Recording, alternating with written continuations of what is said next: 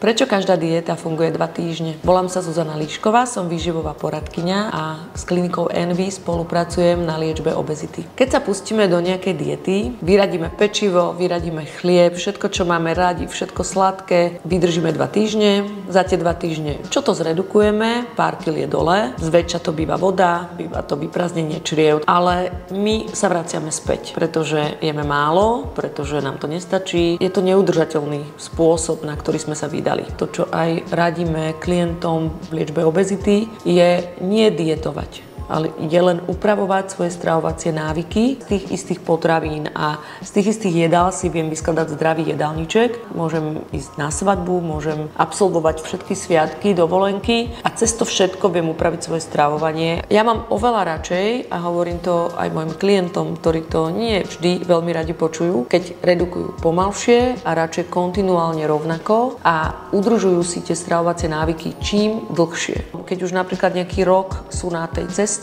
tak je vysoká pravdepodobnosť, že ich dokážu dodržiavať aj ďalej a tým pádom si svoju hmotnosť udržia. Obezita je ochorenie a preto je dobré k nemu aj tak pristupovať, neordinovať si diety krátkodobé, ale vyhľadať odborníka alebo odborníkov, nechať si poradiť a ísť krok po kroku a zredukovať hmotnosť.